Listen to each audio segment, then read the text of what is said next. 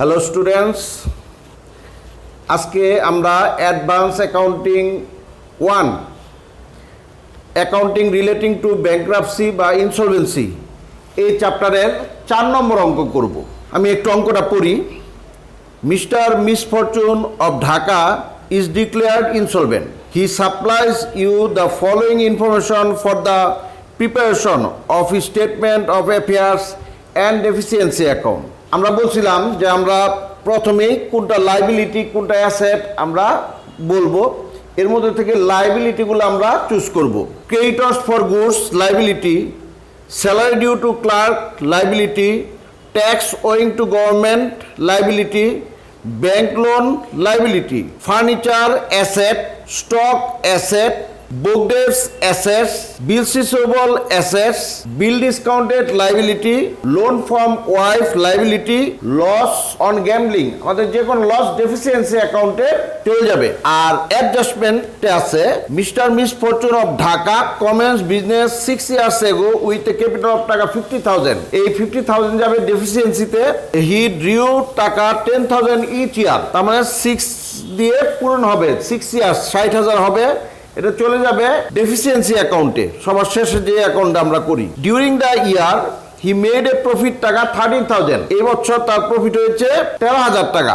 Mrs misfortune gave up jewellery ও টাকা 8,000 to the official receiver. এই যে আমাদের একটা নতুন জিনিস আজকে পেলাম, সেটা হলো মিস্টার মিসফরচুনের ওয়াইফ তার 8,000 টাকার সোনার গয়না, তার জুয়েলারি কারবারকে দিয়ে দিয়েছে, রিসিভারের হাতে দিয়ে দিয়েছে। কেন?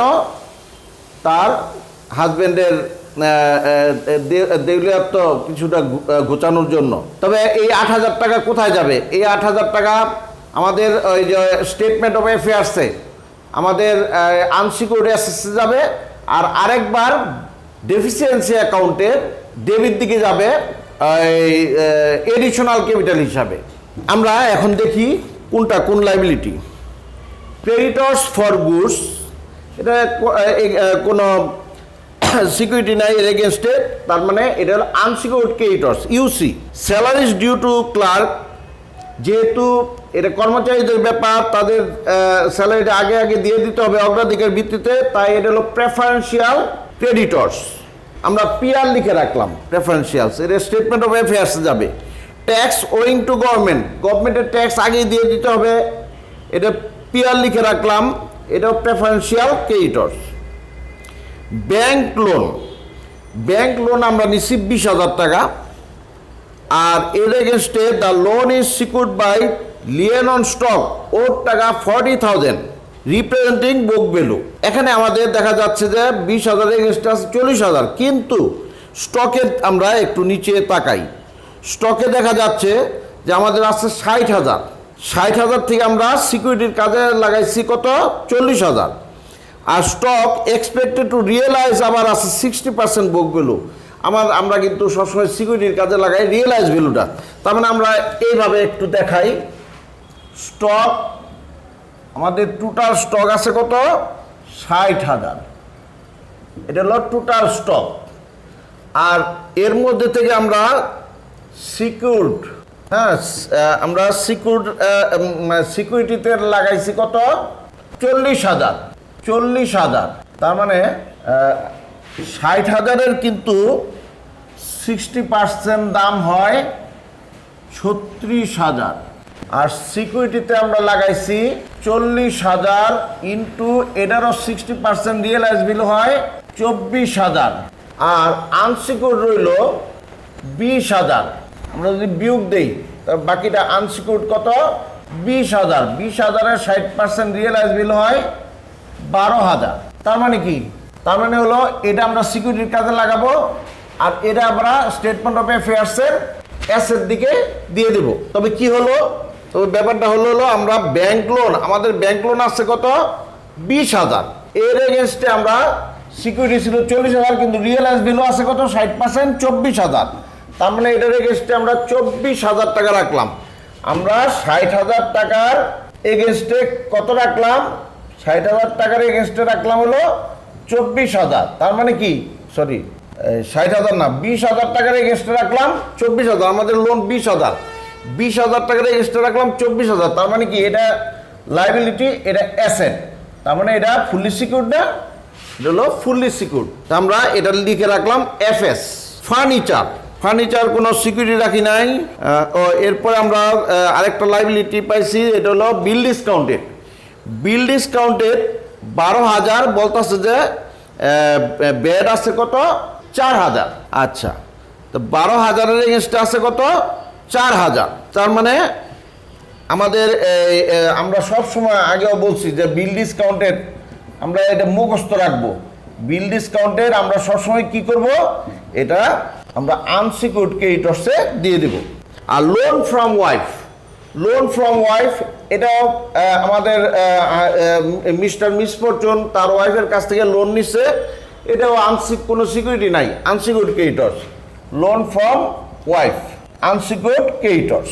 এখন আমরা কিন্তু কোনো পার্টলি পাই নাই, আমরা শুধু ফুললি পাইছি আর আনসিকিউরড পাইছি, তাই নোট করব কয়টা, 2টা। এখন আমরা প্রথমেই ফুললি খুঁজি ব্যাংক লোনের এগেনস্টে আমাদের স্টক সিকিউরিটি আছে। স্টক কিন্তু সিকিউরিটি আছে 40,000। আমি কিন্তু বলছিলাম 40,000-এর বর্তমান দাম কত হয়ে গেছে, 40,000-এর বর্তমান দাম 60% হয়ে গেছে, অর্থাৎ 4/6 24,000 টাকা হলো আমাদের সিকিউরিটি। আর লোন কত 20,000, এই যে আমি এখানে লিখে রাখছি, লোন 20,000, সিকিউরিটি হলো 24,000। আমাদের আর কোনো এফএস নাই, তার মানে একটাই এফএস।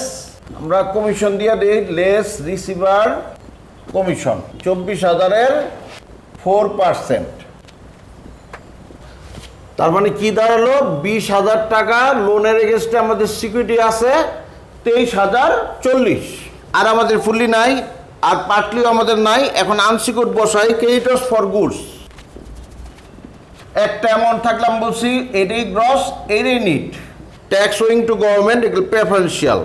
বিল ডিসকাউন্টেড আমাদের আছে 12,000, আর এক্সপেক্টেড টু র্যাঙ্ক আছে 4,000, অর্থাৎ ব্যাড 4,000। লোন ফ্রম ওয়াইফ 20,000, একটা অ্যামাউন্ট থাকলে 20,000। আমরা 2 সাইড যোগ করলাম, এখানে গ্রস হলো 92,000 আর নিট হলো 84,000। এখন আমরা করব স্টেটমেন্ট অফ অ্যাফেয়ার্স। আমরা লিখে রাখলাম যে আমাদের ফুললি সিকিউরড 20,000, এর এগেনস্টে সিকিউরিটি আছে 23,040, আর আনসিকিউরড 92,000 গ্রস আর 84,000 নিট। আচ্ছা, আমরা হেডিং লিখলাম mister miss fortune statement of affairs as a December 31, তারিখ না থাকলে ... gross liabilities, expected to rank, assets and properties, book value, estimated to procedure. আমরা প্রথমে এখানে 1 নম্বর লিখব fully secured creditors. Fully secured ক্রেডিটরসে আমাদের লোন অ্যামাউন্ট আছে 20,000, সিকিউরিটি অ্যামাউন্ট আছে 23,040। লোন 20,000, এখানে গ্রসও লিখবো। আর এখানে কিন্তু আমাদের অ্যাসেট বেশি, সিকিউরিটি বেশি, লায়াবিলিটি কম, তাই আমরা কি করব, এই যে বাড়তি অ্যাসেটটা এই সাইডে যোগ করব, তাই লিখছি surplus as per contra. Number 2 preferential creditors. আমাদের অঙ্কে 2টা প্রেফারেন্সিয়াল ক্রেডিটরস আছে, একটা স্যালারি টু ক্লার্ক আর একটা ট্যাক্স ওয়িং টু গভর্নমেন্ট।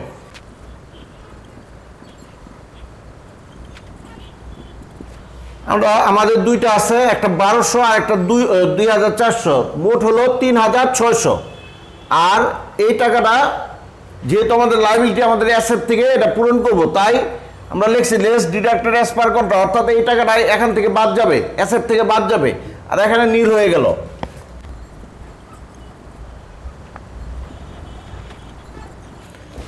আমাদের আনসিকিউরড ক্রেডিটরস ছিল, গ্রস লায়াবিলিটির যোগফল ছিল 92,000, নিট লায়াবিলিটির যোগফল ছিল 84,000। আমরা লিখে দিলাম, শেষ।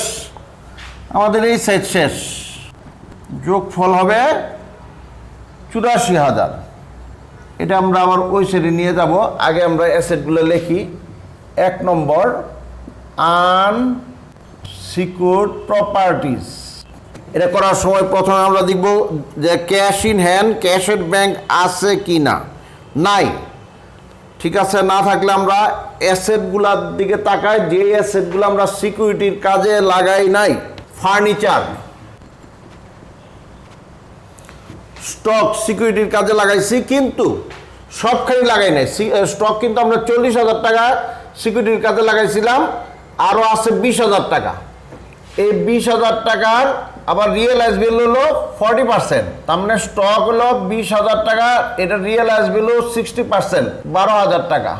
এই যে এখানে আমরা লিখে রাখছিলাম। আমাদের অ্যাডজাস্টমেন্ট আরেকটা আছে, ওই যে Mrs misfortune gave up salary or টাকা, গেভ আপ জুয়েলারি ওর টাকা 8,000 টু দ্য অফিসিয়াল রিসিভার।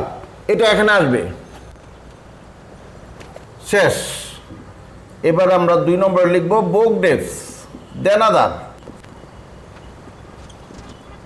আমাদের বুক ডেপসে আছে গুড 8,000, অর্থাৎ 8,000 থেকে আমরা 8,000ই পাবো।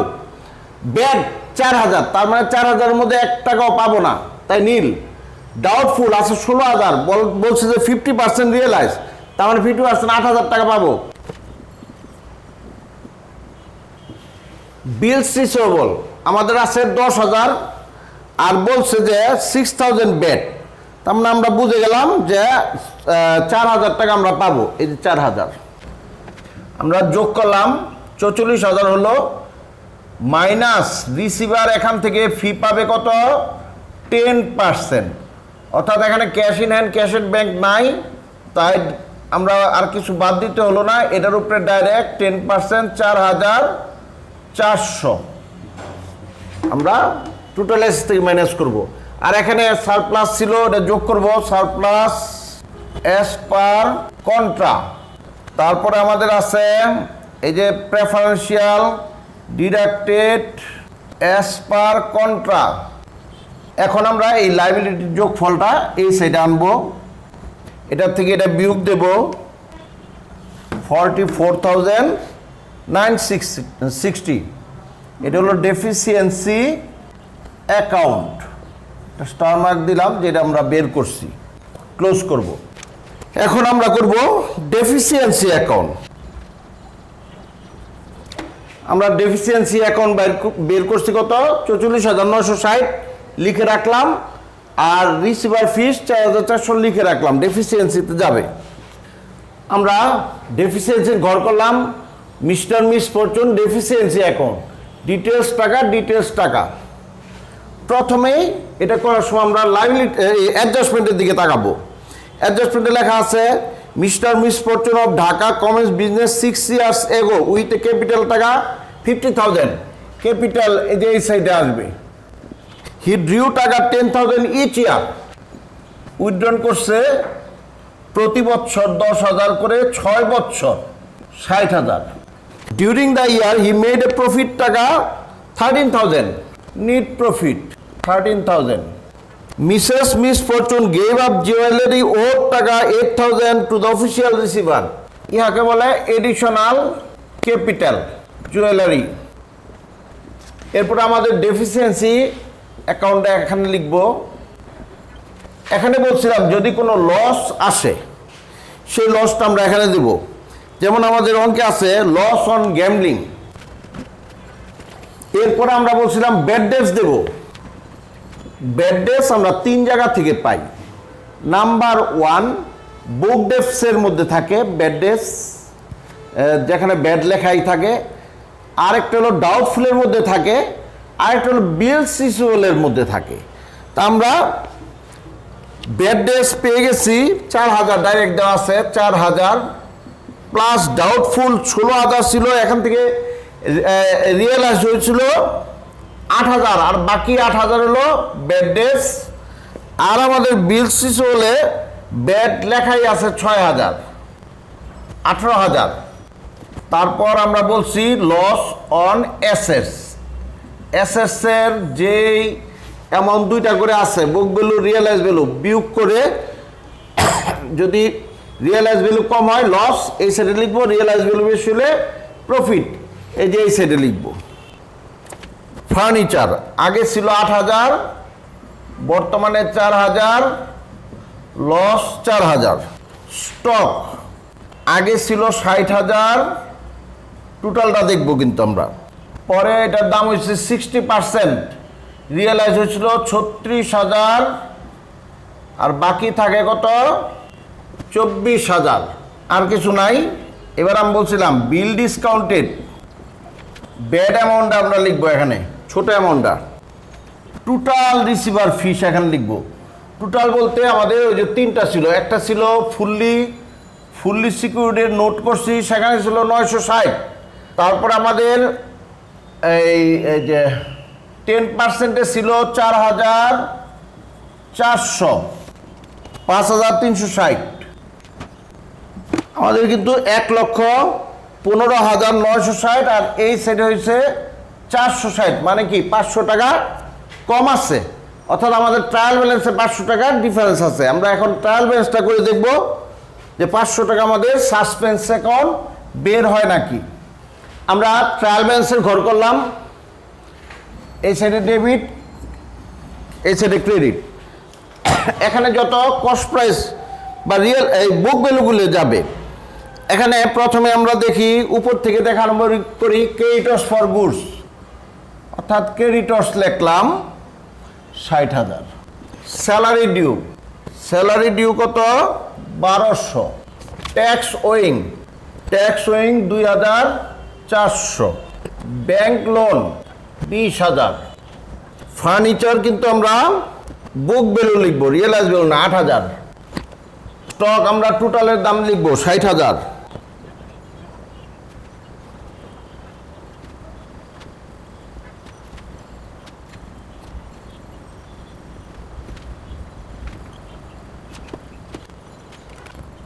আমরা ট্রায়াল ব্যালেন্স করলাম। ট্রায়াল ব্যালেন্সে একটা কথা মনে রাখতে হবে, বুক ডেপসে কিন্তু মূল অ্যামাউন্টগুলো সব আসবে। 8,000 গুড, 4,000 ব্যাড, এটাও আসবে। আর রিয়েলাইজ ভ্যালু কিন্তু ব্যাড অ্যান্ড ডাউটফুল ছিল 16,000, সম্পূর্ণ আসবে, সব মিলে হলো 28,000। আর আরেকটা কথা বলছিলাম, বিল ডিসকাউন্টেড নো এন্ট্রি, সেটা ট্রায়াল ব্যালেন্সে যায় না। আর এখানে আমরা যোগ করলাম, করে হলো 1,74,100, আর এই সাইড হলো 1,74,600। তার মানে আমাদের 500 টাকা এখানে কম।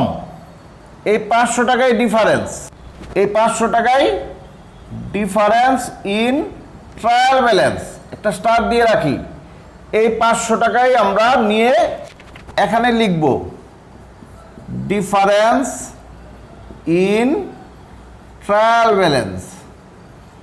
এই যে এখন মিলে গেল 900 হলো, 1,15,960। কত সুন্দর! এভাবে যদি পরীক্ষায় অঙ্ক একটানে মিলে যায় কত আনন্দ, এর চেয়ে আনন্দ আর কিছুতে নাই। ঠিক আছে স্টুডেন্টস, তোমরা এত কষ্ট করে অঙ্কটা শিখলে, এজন্য তোমাদের আমি উল্টা ধন্যবাদ জানাই। ধন্যবাদ।